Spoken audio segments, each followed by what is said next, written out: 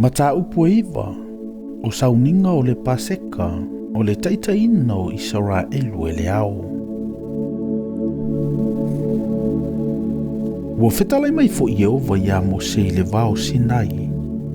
I le masina mua le tausanga e lua talu na lato ua mai le nua ai kupito, ua whape mai. Ia whaia ele whanaunga Israelu le paseka iuna po watu po inai. O le aso e se furuma le whao le nei masina i le afiafi. Tau te whaia iuna po watu po inai. Tau te whaia i e tusa maana tu la funa uma maana tu uma. O na whaia tu ai leo Mose i le whanaunga Israelu ia lato whaia le paseka. O na lato whaia leo le paseka i le aso e se furuma le whao le masina mua i le afiafi le vao Sinai. E tusa ma mea umana polo ai mai a Yehova ia Mose. E whapea lava o na whaia i le whanaunga Israelu. Na iai fo ini si tangata sa leanga i le tino le tangata oti. Wa lato le mawhaia i o na whai o le paseka i le aso. Na lato o mai ai le ilumo Mose ma lumo Arona i le aso.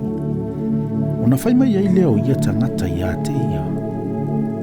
Ua leanga i mātou i le tino le tangata oti.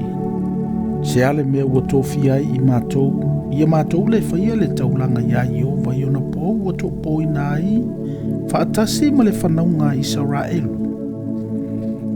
Ona whaiatua i leo Mose ia te i lātou.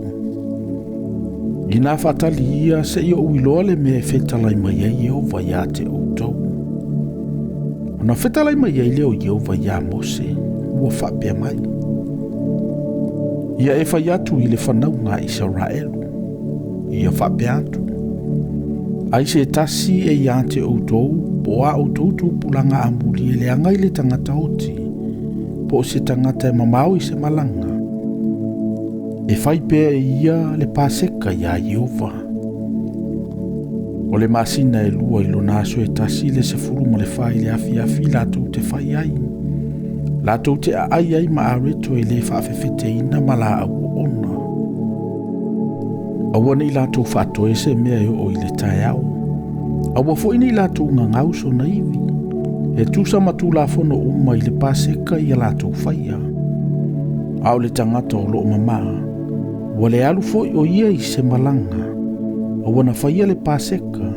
E vavae se ina lea tangata i lona no. Awa ele au mai ia le taulanga ia Yehova i ona po ua tupo inai. E no fo sala lea tangata. A whai fo i au mau ia te outou se tangata ese. Ai fia whai ia le paseka ia Yehova. E whai lava ia e tusa ma le tūlafono le paseka. E tusa fo i mona tu. E tasi lava le tūlafono ia te outou. E o i le tangata ese antoa ma le tangata lava o le nuu. O le aso na whaatuina i le malumalu, na ufitia le malumalu e le au. O le whale whetā whai leo ia i le tūlafono.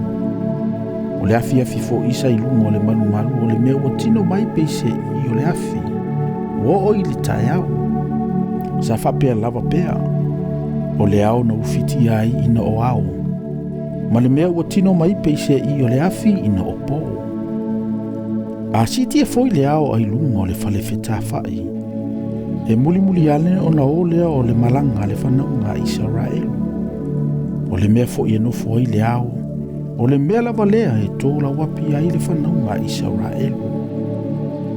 O le afionga lava Yehova na o malanga ai le whanaunga Israelu. O le afionga fo i Yehova o lato tōla wapi ai. O aso uma ua nofo ai le ao i lunga o le malumalu. O lato nofo pea ai i lo lato utongala wapi. A tele aso o iai pele au i lunga o le malumalu. O na tausi ai le whanaunga Israelu le sauninga Yehova. Wa lato le o malanga lava. Na whapea foi. A iti na ipowa iai le au i lunga o le malumalu.